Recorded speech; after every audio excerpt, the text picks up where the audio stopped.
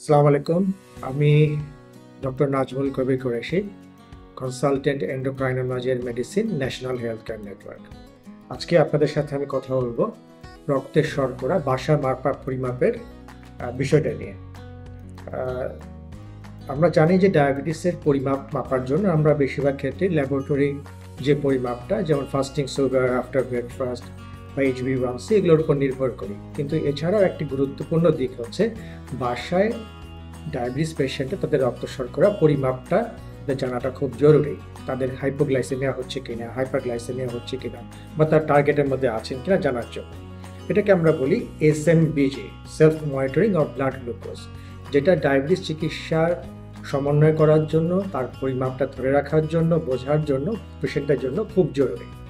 সেই জন্য এই জরুরি কাজটা করতে হলে আমাদের একটি সঠিক মাপের একটা মেশিন লাগবে। এই বিষয়টা নিয়ে আমি কথা বলছি।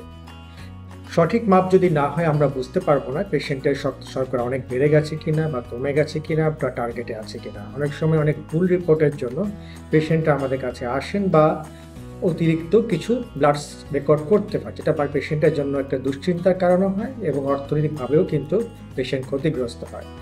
এবং সার্বিকভাবে পেশেন্টের নিজের অবস্থাকে জানার জন্য একটি সঠিক মাত্রার ব্লাড গ্লুকোজ মেশিন খুবই দরকার। সেজন্য তো এটার জন্য আমাদেরকে সঠিকভাবে একটি মেশিন মেনটেন করতে হবে। সেই ধরনের মেশিন যেগুলো ব্যবহার করা খুব সহজ, যেমন অনেক মেশিনে কোডিং সিস্টেম থাকে, সেটা অনেক সময় পেশেন্টের বুঝতে ভুল হয়, কারণ যদি কোডের সাথে স্ট্রিপটা ম্যাচ না করে তাহলে কিন্তু ভুল রেকর্ড আসবে।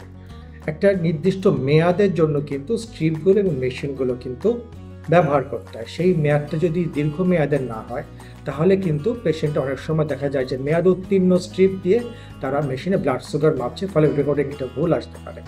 এবং এছাড়াও একটা বেশি ইম্পর্টেন্ট যে এই রেকর্ডটা আমরা যে ল্যাবরেটরিতে ব্লাড সুগার মাপছি, খালি পেটে বা ভরা পেটে বা যে কোনো সময় র্যান্ডম সুগার মাপছি, তার সঙ্গে যদি কাছাকাছি রেকর্ডিং না আসে, রেকর্ডটা না আসে, তাহলে কিন্তু তার চিকিৎসা পদ্ধতি ঠিক হচ্ছে কিনা, তারা নিরাপদে আছে কিনা, বা সুগার বেশি কমে যাচ্ছে কিনা বা বেড়ে যাচ্ছে কিনা, সম্পূর্ণ একটা ভুল ধারণা নিয়ে পেশেন্ট কিন্তু চলতে থাকবে। সেটা কিন্তু বিপদ ডেকে আনতে পারে। তো বলা হয় যে আমরা যে প্রচলিত মেশিনগুলো ইউজ করি সেটা যদি ল্যাবরেটরি মেশিনের 15%-এর কম বা বেশি, এই রেঞ্জের প্লাস মাইনাস রেঞ্জের মধ্যে হয়, সেটাকে আমরা সঠিক ধরতে পারি।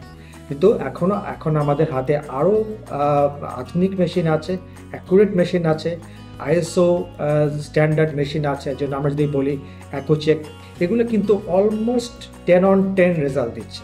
অর্থাৎ যে রেজাল্টটা আমরা ল্যাবরেটরিতে পাচ্ছি অলমোস্ট সেইটার একদম 10/10 রেজাল্টটা দিচ্ছে। এই ধরনের মেশিন ব্যবহারের পরে পেশেন্টের যে উপকারটা হতে পারে যে সঠিকভাবে সে একটা ব্লাড সুগারের পরিমাপ ল্যাবরেটরিতে না যে বাসায় কিন্তু পরিমাপ করতে পারে, যতটা খুব প্রয়োজন।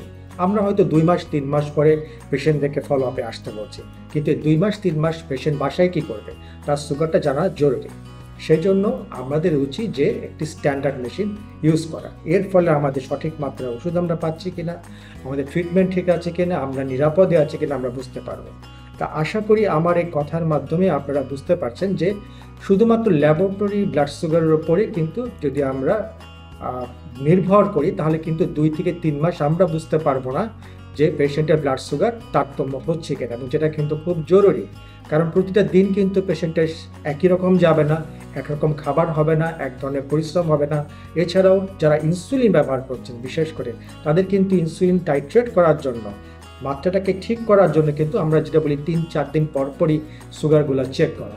সেজন্য আমি আশা করি আপনারা সবাই আপনাদের বাসায় সুগার মাপার জন্য একটা গ্লুকোমিটার মেশিন রাখবেন, ভালো মানে মেশিন ব্যবহার করবেন, সঠিক মেয়াদে স্ট্রিপ ব্যবহার করবেন, এবং আমরা যেটা বলি self monitoring of blood glucose, এটাকে আপনারা এম্পাওয়ার করবেন, অ্যাডাপ্ট করবেন, প্র্যাকটিস করবেন, ফলে আপনারা কিন্তু ভালো থাকতে পারবেন। ধন্যবাদ সবাইকে। যদি আমার এই তথ্যের মাধ্যমে আপনারা উপকৃত হন তাহলে আমার এই কথাগুলো বলা সার্থক হবে। ধন্যবাদ সবাইকে।